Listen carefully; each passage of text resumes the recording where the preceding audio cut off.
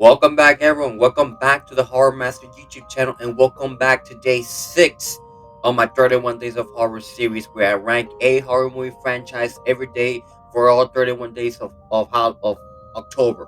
So, my previous video, I ranked all the if I remember correctly, all the Conjuring Universe's films.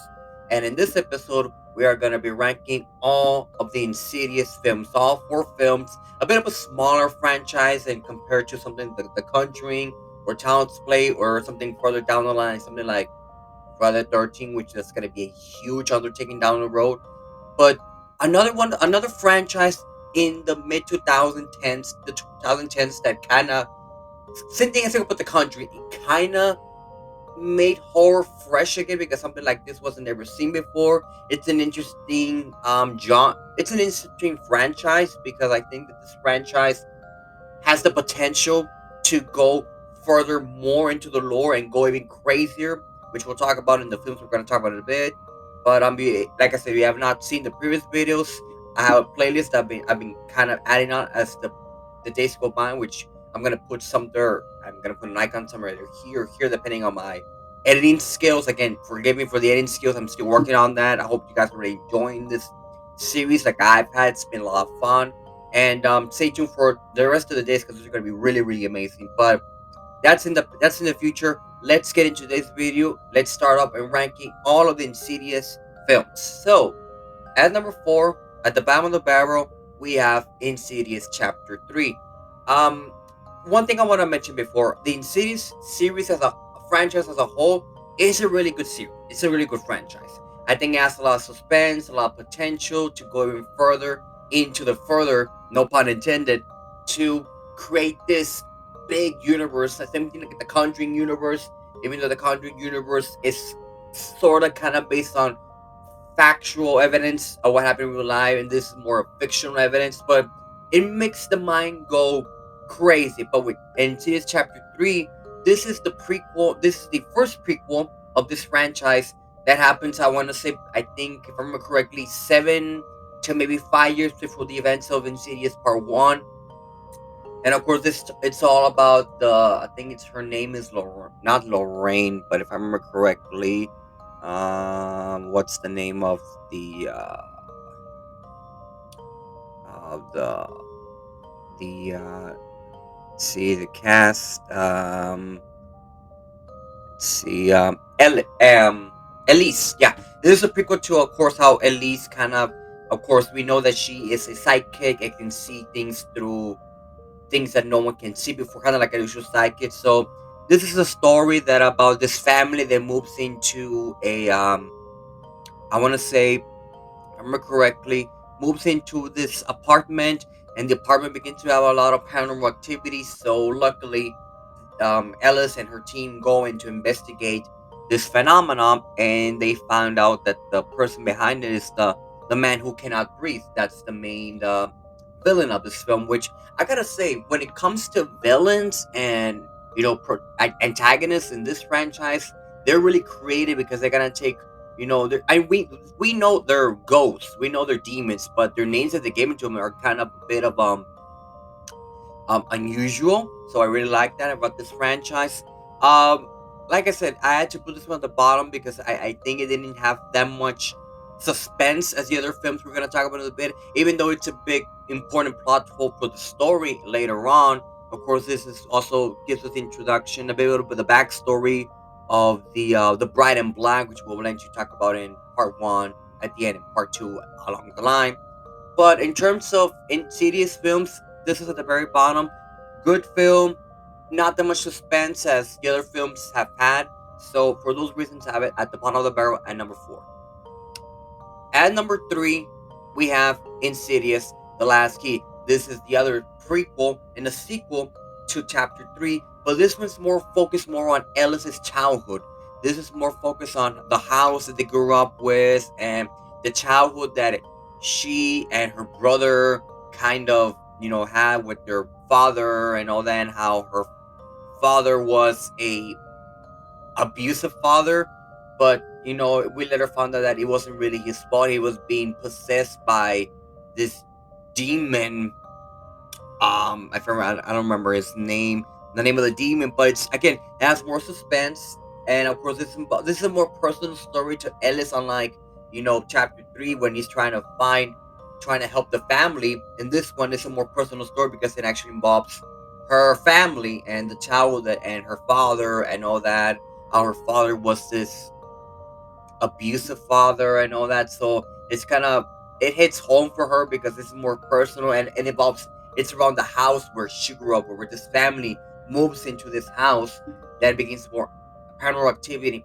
Later, she finds out that the house that they're investigating was the house that she and her brother grew up with, where her military father and her mother, passing away. So it kind of stick more to home to her. And I like this has suspense to the galore because even the brothers' daughters have the same gift as Ellis had. So, which is another thing that I forgot to mention in this film. It's more focused on Ellis and her coming of age of her gifts because her father kind of didn't like that she had this gift, so he would beat her up to guess not have that gift anymore, which I think it's kind of stupid, knowing that your daughter has this gift and you don't want her to develop that gift that could help others. So again, it's kind of a bit of a psychological thing, but we later found out that it wasn't the father's fault for doing this. It was mostly the antagonist of the film, which I'm forgetting the name of the demon or the ghost. If I can find him here, it's gonna be I don't think I don't remember the name of the demon, but again, it's a really more personal film to Ellis and the story development. It has a lot of ups and downs, a lot of suspense. It's a really good film. Like I said, I'll be better chapter three, but still an amazing film. At number two, we have Insidious Chapter Two. Now, this is the film. I could have easily put this at number one, but for obvious reasons, I have this at number two. To me, this is the film that they went more crazy in terms of the lore and how much that they could do with this franchise, because of course this is they go further more into the further more development of the father and all that, and how they actually focus now on the woman in black, you know her story, or we later found out it was his story, how this young boy was made to dress up like a girl because her mother always wanted a girl and he was a boy. So that kind of psychological thing began to build up his mind, who would later grow up to be killing people dressed up as a woman, killing people and all that, and eventually being the main antagonist for chapter two. And we later found out that in chapter two that when the father of I'm forgetting the father's name, trying to remember the name of the father, where Josh Lambert, played by Patrick Wilson, Hilton's character, is still in the further, and the woman in black spirit kind of went into his body. So, and that was how she was able to kill Elise and all that. So it's kind of been a up and down roller coaster. Has more up to it, has a lot of more suspense, has a lot more craziness. You know, I really love this film. Like I said, I think when I saw it on DVD, even though yeah, I like DVDs, I'm still old fashioned people, if you can believe that. But when I first saw this film, I was so excited to see this film, and it was an amazing film. Like I said, it couldn't be number one, but it's still an amazing film. So at number one, we have Insidious. Of course, the first one. Again, when I talked about in the Conjuring, the first Conjuring, it was a bit of fresh air.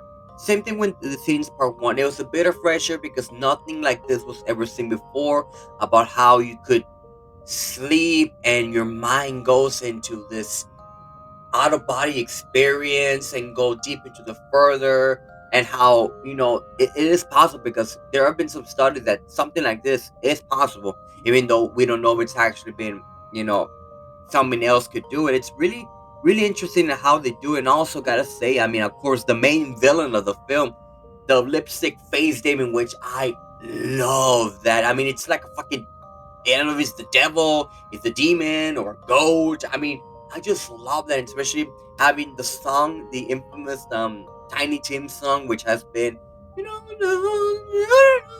I mean, it's kind of creepy, which that's more lore. It's more. That's more dynamic to the film. I mean, in terms of like how the films are and all that. I really enjoyed it. Like I said, that first Insidious film was a really scary film. I'm not saying I got scared. I mean, it shocked me at first because I guess I've never seen nothing like this before. And again, a bit of fresh air for the horror film franchise because nothing like this has ever seen before. And I really enjoy this film. Like I said, if you have not seen the first Insidious, I suggest you all to go watch it because it's one of those films that not a lot of people talk about and has eventually been kind of getting more of a hyped. I would really love if Funko would do a Funko Pop of the lipstick face demon. I would really love that because I would love to add it to my collection. So, in terms of, you know, t- horror films in the 2010s, the first Insidious has to be up there next to probably the first Conjuring in terms of like revolutionize the horror franchise in the 2010s. And again, everything about it, the music, it's so creepy. The intro, the music, and all the films, the fucking music is always the most creepy ass thing next to the fucking villains and the demons and the monsters. The music, I mean the violin and it's again it creeps me out. It gives it the chills down my fucking spine. So, if you're not seeing the first Insidious film, we have not seen it on any of these films. Please go do yourself a favor in this Halloween season and watch it. You will love these films, and I cannot wait for what they'll eventually be doing because I would love to have more installments of this franchise because it's been close to, I want to say, close to 4 to 5 years since we have an Insidious film. I think the director I think the director of the latest two films has stated that they're working on a new film. So hopefully that does work eventually. But let's see what that happens whenever it happens. So let's see if it ever happens. And that does it for the video, guys. Hope you guys really enjoy this video. Just like, comment, subscribe, do all your usual stuff. Very sure to follow me on my Instagram and Twitter, all the usual shebangs. Stay tuned for tomorrow's video where I'm gonna be ranking. If I have the list right here, I'm gonna be ranking the Evil Dead franchise. Ash is coming to town. Ruby. So hope you guys really enjoyed that video coming up tomorrow. Yeah, like I said, we're barely on day 6, so stay tuned for the rest of the 31 Days of Horror series franchises. I'm gonna be eventually be bringing you guys more CD collection updates. I've been buying a lot of CDs lately, and I've been focused more on doing this series, which is a huge undertaking for me.